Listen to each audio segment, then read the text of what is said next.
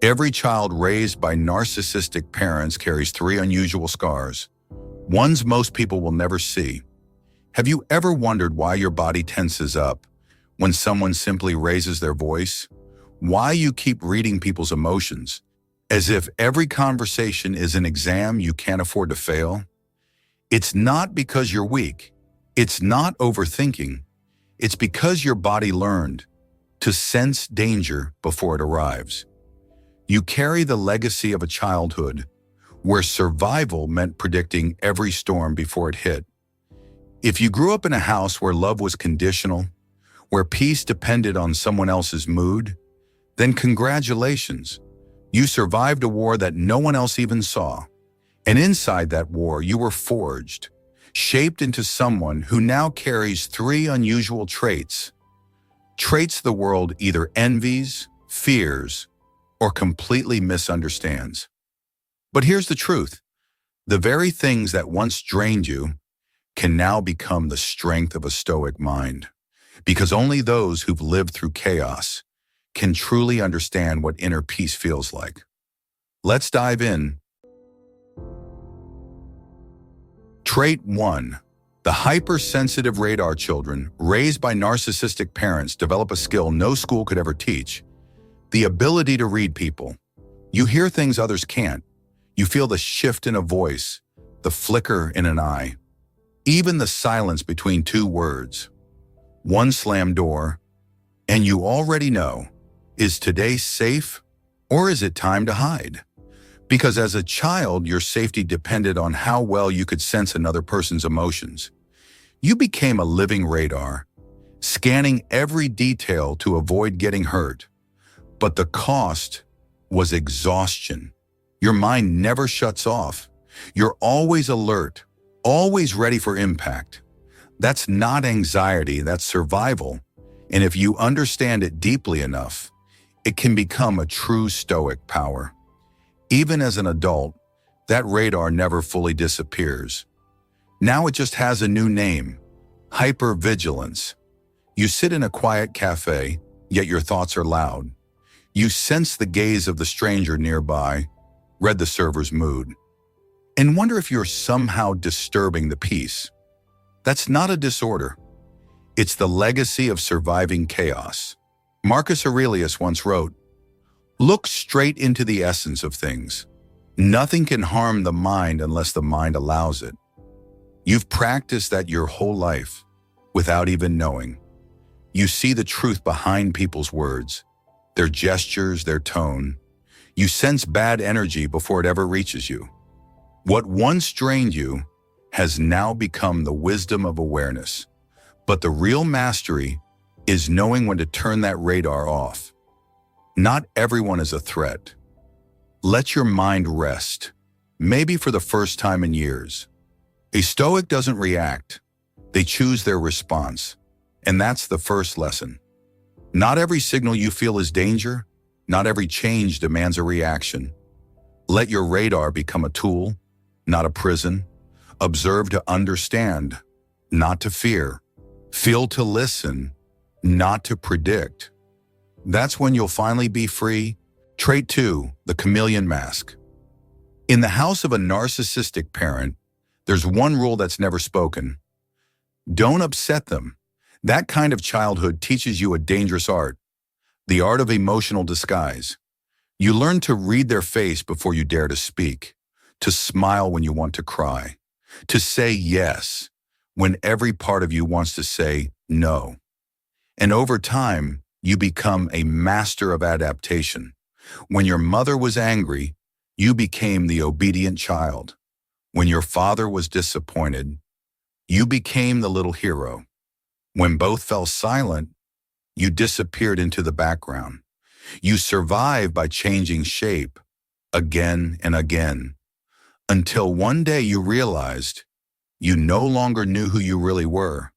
That was survival, but it cost you the most precious thing of all, yourself. Seneca once wrote, "No man is free who is enslaved to the will of another. Your need to be loved made you wear the mask. But a Stoic mind knows freedom doesn't come from being loved. It comes from not needing to be.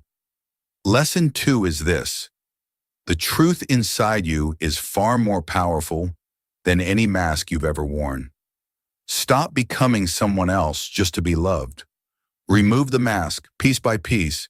Start by being honest, first with yourself. No grand declarations, no drama, just one small truth at a time.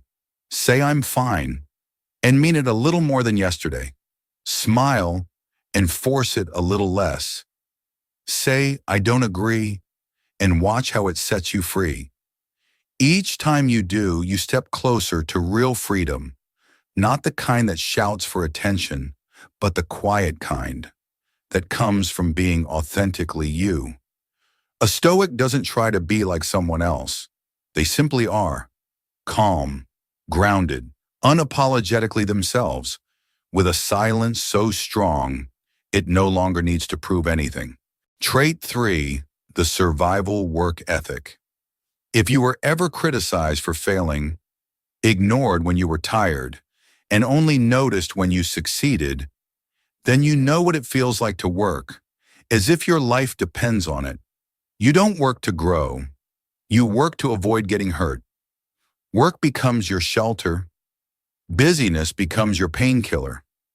And exhaustion becomes your normal. Seneca once wrote, "Nothing is noble when done under compulsion." And that's exactly what happens. When you work out of fear, not purpose. When every move is driven by the thought, if I stop, they'll stop needing me. Marcus Aurelius said, "Do your work as if it were a part of nature, without complaint, without show." Discipline isn't the problem. The problem begins when work becomes an escape from yourself. A Stoic understands this truth. Effort is not about running from fear. It's about rising above it. And here lies the third lesson. You were made to live, not just survive. Rest is not weakness. Joy is not luxury. When you learn to slow down, you start hearing your own soul. The voice that's been buried under the noise of your childhood. Work with intention, not guilt. Rest with gratitude, not shame. That's how a Stoic renews their strength and stands unshaken in the storm. Conclusion: transformation from wounds to power. If you grew up with narcissistic parents, don't ask, "Why am I like this?"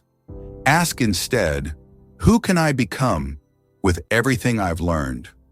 Look closely at yourself. You carry 3 marks that once felt like burdens. The constant alertness, the habit of wearing masks, and the need to keep working just to feel safe. But here's the truth. You're not broken. You were forged. From the Stoic point of view, what once looked like a curse is now the steel of your spirit, hammered and shaped in fire. You didn't just survive. You graduated from one of life's harshest training grounds. No one can fake that kind of strength because it doesn't come from comfort or applause. It comes from silent nights, when you chose dignity over despair, kindness over anger, and endurance over collapse. Now it's time to relearn how to live. No more fear, no more proving yourself, no more performing for love. You've already fought your war. Life from here on is only practice. Stop trying to prove you're enough. You proved that the day you survived.